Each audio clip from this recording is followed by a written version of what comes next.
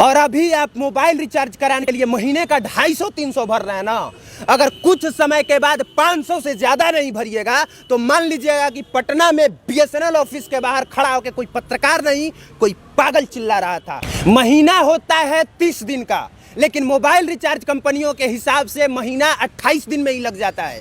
2 महीना होता है 60 और 61 दिनों का, लेकिन मोबाइल रिचार्ज और टेलीकॉम कंपनियों के हिसाब से महीना 58 दिन में पूरा हो जाता है। बता सकते हैं क्यों?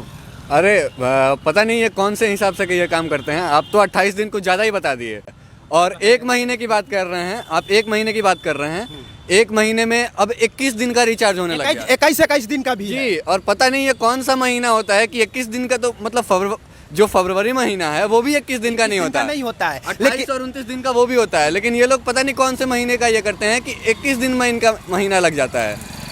और सर मैं अगर इन टेलीकॉम कंपनियों की हकीकत बताऊंगा तो आपके पैरों तले जमीन खिसक जाएगी। ये जान के आप सबको आश्चर्य होगा कि मैं पटना के जिस बीएसएनएल ऑफिस के बाहर खड़ा हूं, ये देश की कभी नंबर 1 कंपनी हुआ करती थी। वो नंबर 1 कंपनी थी जब नया नया बीएसएनएल आया था ना, तब हर कोई चाहता था कि हमारे हाथ में बीएसएनएल का सिम हो। और आज बाहर माइक लगा के लोग बीएसएनएल का सिम फ्री में बेच रहे हैं, खरीदने वाला कोई नहीं है। और इसका कारण ये है कि जहां आज पूरी दुनिया 5G यूज करने को है, जहां एक तरफ जियो, एयरटेल और वोडाफोन आइडिया 5G पर ट्रायल कर रही है, वहां पे आज तक बीएसएनएल को 4G स्पेक्ट्रम नहीं मिला। और सोचिए जो बीएसएनएल 4G स्पेक्ट्रम नहीं यूज कर रहा है और उसके उपभोक्ता यूज नहीं कर रहे हैं, उसका तो सिम ऐसे ही फ्री में बेचना ही पड़ेगा। और अभी आप मोबाइल रिचार्ज कराने के लिए महीने का 250-300 भर रहे हैं ना, अगर कुछ समय के बाद 500 से ज़्यादा नहीं भरिएगा तो मान लीजिएगा कि पटना में बीएसएनएल ऑफिस के बाहर खड़ा होकर कोई पत्रकार नहीं, कोई पागल चिल्ला रहा था। क्योंकि मैं ऐसे हवा में बातें नहीं कर रहा, मैं बहुत बढ़िया से जानता हूं कि जानबूझ के बीएसएनएल को 4G इसलिए नहीं दिया गया, सरकार ने अप्रूवल नहीं दिया ताकि बाकी दूसरे निजीगत कंपनियां अपने ढंग से मनमानी कर सके। स्पेक्ट्रम सरकार बेचती है। वायरलेस कनेक्शन का अलग प्रॉब्लम चल रहा है, आप कह रहे 5G में चला गया है। ये बीएसएनएल का भी 5G में जाएगा? अभी जब कपर इस्तेमाल ये कर रहा है या कपर खरीद रहा है या जबरदस्ती खपा दे रहा है, वो 5G में चला जाएगा? आप थोड़ा देखिए इसको। और मैं आपको बता देता हूं कि जब नया नया बीएसएनएल आया था, तब दूसरी सारी कंपनियां जब इनकमिंग कॉल्स के लिए 8 रुपया प्रति मिनट चार्ज करती थी और फोन करने के लिए 16 रुपया प्रति मिनट लगता था, उस समय बीएसएनएल वो कंपनी थी जिसने सबसे सस्ता दर पे इनकमिंग बिल्कुल फ्री कर दिया और फोन करने के लिए यानी आउटगोइंग कॉल्स के लिए 1.5 रुपया प्रति मिनट रख दिया। सोचिए जिसके पास इतना बड़ा मैन पावर है, जिसके पास इतना खोपड़ा है, जिसके कर्मचारियों और अधिकारियों के पास, उनको जानबूझ के इसी वजह से डुबाया गया। और भाई साहब कुछ बोलना चाहते हैं? इसी खोपड़ा का इस्तेमाल करके जियो अब नंबर 1 बन गया। उसने भी आया तो 1.5-2 साल फ्री में नेट यूज करो, रोमिंग फ्री, डाटा फ्री, सब कुछ free, incoming out going roaming, ये सब कुछ। जब आप बता रहे हैं कि इसी का प्लान था, तो इसका प्लान का इस्तेमाल करके आज के डेट में नंबर 1 कंपनी कौन सा है टेलीकॉम लाइन में? जियो है। और सबसे बाद की कंपनी कौन है टेलीकॉम लाइन में? तो देखिए फिर। और मैं सीधे ये सवाल सरकार से पूछना चाहता हूं कि जब आप ही स्पेक्ट्रम बेचते हैं और आप ही दूसरे निजीगत कंपनियों को स्पेक्ट्रम दे सकते हैं, एयरटेल को दे सकते हैं, वोडाफोन आइडिया को दे सकते हैं, जियो को दे सकते हैं, तो फिर बीएसएनएल को स्पेक्ट्रम क्यों अलॉट नहीं हुआ, क्यों अप्रूवल नहीं मिला? ये सबसे बड़ा सवाल है और इस सवाल का जवाब सरकार को देना पड़ेगा।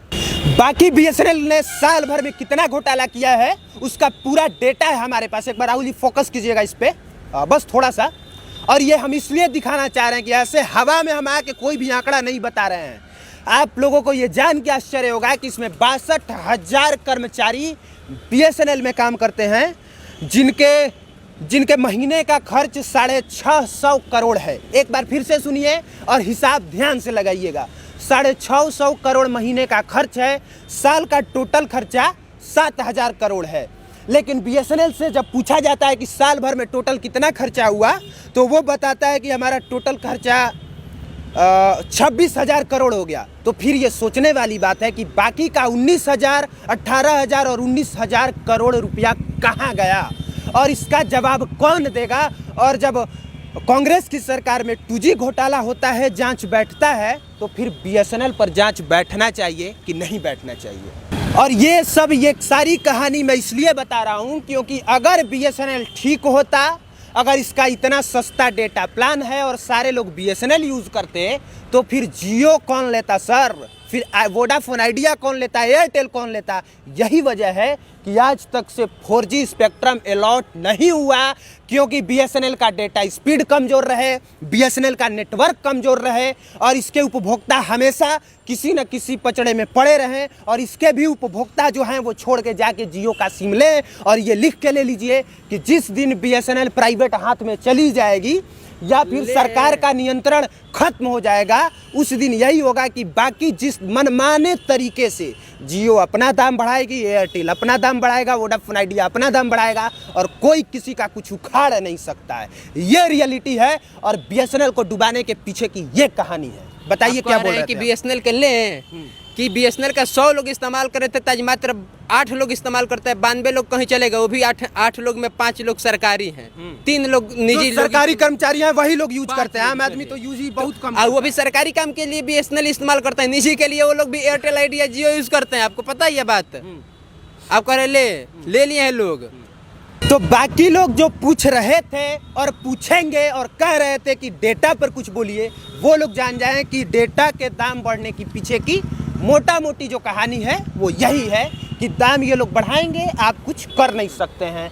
हाँ बोलिए। एक दो इसका घोटाला या एक दो इसको माइनस में जाने का रीजन रहता तो इसका लंबा फिरिश्ता। आपको एक बात पता है, पूरा बिहार और झारखंड में 36 स्टेशन पर इसका माइक्रोवेव लगता है और सबसे हास्यास्पद बात यह है कि उसका इस्तेमाल करने का अधिकार ही इनके पास नहीं है, अप्रूवल नहीं मिला, अप्रूवल ही नहीं दिया गया। और ये बात हम रुपया माइक्रोवेव में लगा दिया। और ये बात अपने मन से हम नहीं कह रहे हैं। अभी हाल ही में एक न्यूज़ पोर्टल देख रहे थे हम, उस पे इसी कंपनी के एक अधिकारी ने बताया कि ये अधिकार अभी हम लोगों को मिला नहीं है। हमारा मन किया कि पूछा उनसे कि ये अधिकार देगा कौन, लेकिन हमको पता था सरकार। फिर अगला सवाल पूछने का मन किया, भाई ये कंपनी किसकी है? सरकार की है। तो फिर काहे ऐसे नौटंकी हो रहा है? ये नौटंकी इसी वजह से हो रहा है और आप सबको मिल के इसके लिए आवाज़ उठाना पड़ेगा और ये सरकार से सवाल 1 या 2 दिन नहीं, लगातार पूछना पड़ेगा। बाकी मेरा नाम कुमार अभिनव है। पटना में बीएसएनएल ऑफिस के बाहर खड़े होके इसकी मैं कहानी बता रहा था। आगे अभी जियो के बारे में अभी बहुत सारी बातें बतानी बाकी है। कैमरे के पीछे राहुल पांडे थे। देखने के लिए धन्यवाद।